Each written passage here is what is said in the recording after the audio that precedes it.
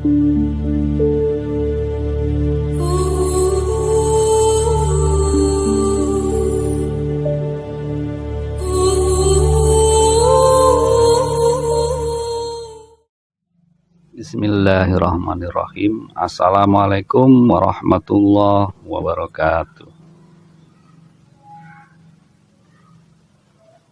Alhamdulillahirabbil alamin. Asyhadu an la ilaha illallah wahdahu la syarikalah wa asyhadu anna Muhammadan abduhu wa rasuluh. Naskuru 'alallahi azza wa jalla alladzi yu'tilana fursatan sya'idatan wasihatan hatta nastati'u an nudarrisu ilmun nahwiyah yakni at-tabaqah asaniyah fil maudu al-ism atau at-tadbiq kalimat al-ismi at-tadbiq fi kalimatil ismi. Thank to our God Allah Subhanahu wa Ta'ala who has giving us blessing and mercy so we can getting in this meeting without any problem and obstacles. So we can learning to the Nahu in parts 2 the meaning of tadbiqul ismi. Sekarang kita memasuki bagian yang kedua ya tentang kalimat isim setelah kita kemarin mempelajari tentang definisinya dan ciri-cirinya. Sekarang kita lebih tafsili lagi, lebih terperinci lagi dengan praktisnya ya, the ism sentence practice, tadbiqu kalimatul ismi. Dan kita memulainya dari contoh per contoh ya, karena contoh ini untuk menguatkan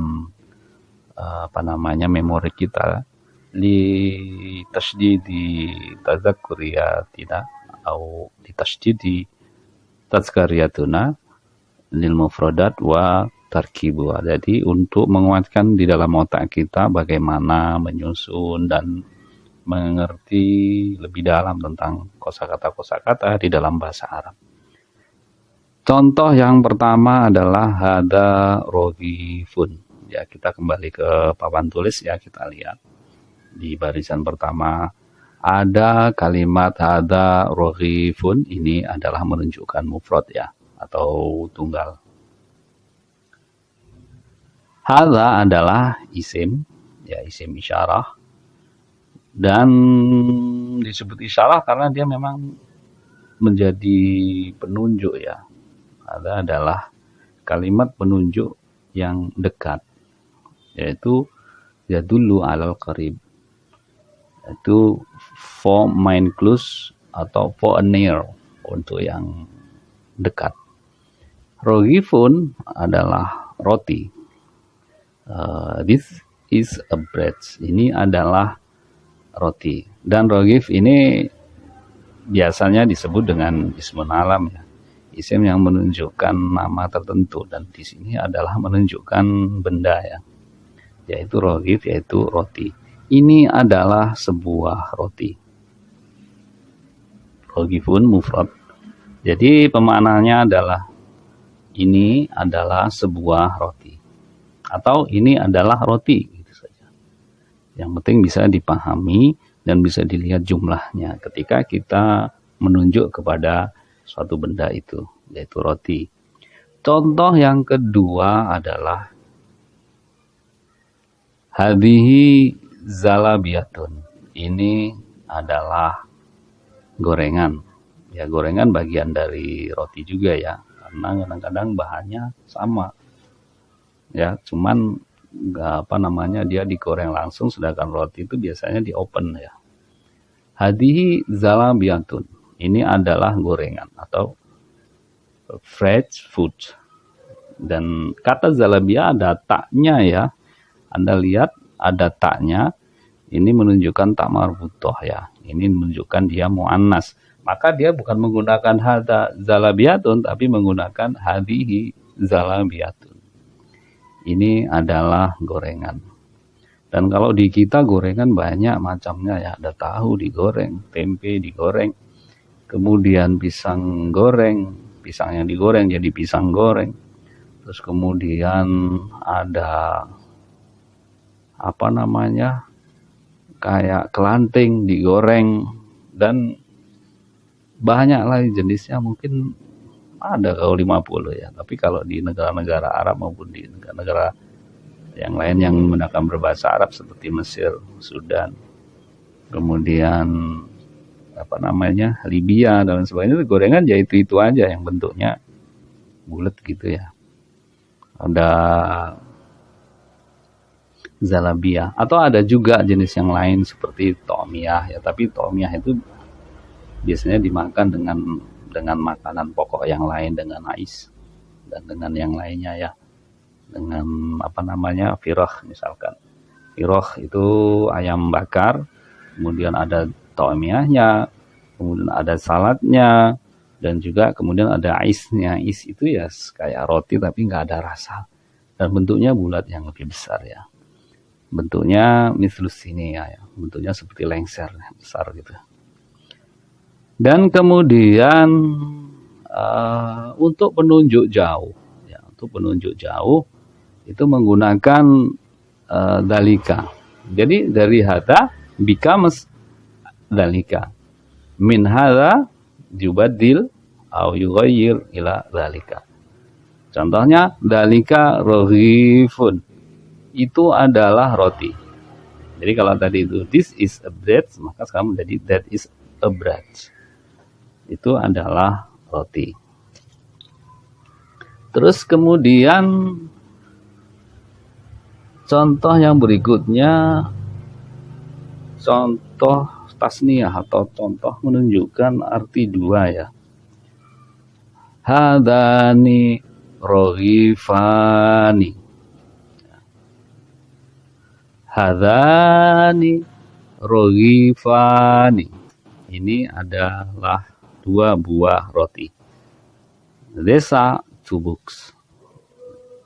Desa tubuk is musanna ya, menunjukkan arti dua. Dan kemudian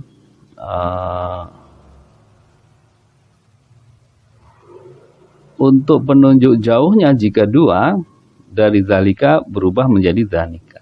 Dhalika becomes dhanika. Dhanika roghifani. Itu adalah dua buah roti. Ada juga ya sebenarnya yang seperti roti itu halawah namanya ya, halawah, manisan, tapi biasanya dia bentuknya kecil-kecil dan manisnya itu bisa 10 kali lipat roti gitu. Halawah namanya ya. Dan harganya juga tidak terlalu mahal ya. Terus kemudian jika itu mu'annas, maka bagaimana perubahannya? Jika mu'annas itu kalau mufrad kan menggunakan tilka. Tilka jismatun, itu adalah sepatu. Maka dari tilka becomes tanika. Tanika jismatani, that is two shoes. Itu adalah dua buah sepatu. Jadi kalau ada juga hidaun ya, itu sepatu, tapi biasanya hidaun itu adalah sepatu yang model lama ya, yang kayak setengah sendal yang biasa digunakan oleh orang-orang terdahulu.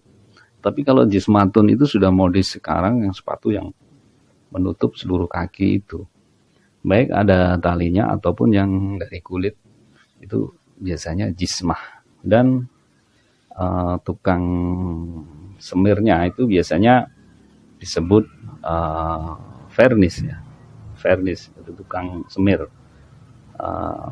Dan alat untuk membersihkannya itu kalau nggak salah farosah namanya ya, farosah.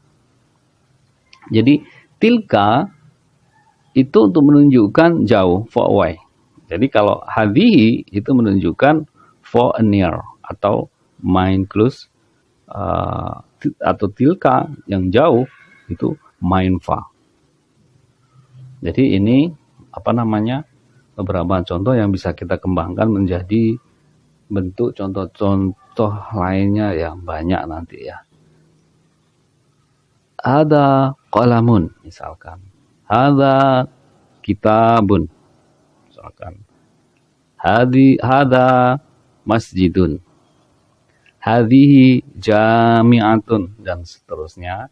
Dan selanjutnya teman-teman silahkan mencoba sendiri ya. Dan nanti kita diskusikan. Dari saya sekian dulu. Terima kasih. Assalamualaikum warahmatullahi wabarakatuh. Bismillahirrahmanirrahim. Assalamualaikum warahmatullahi wabarakatuh.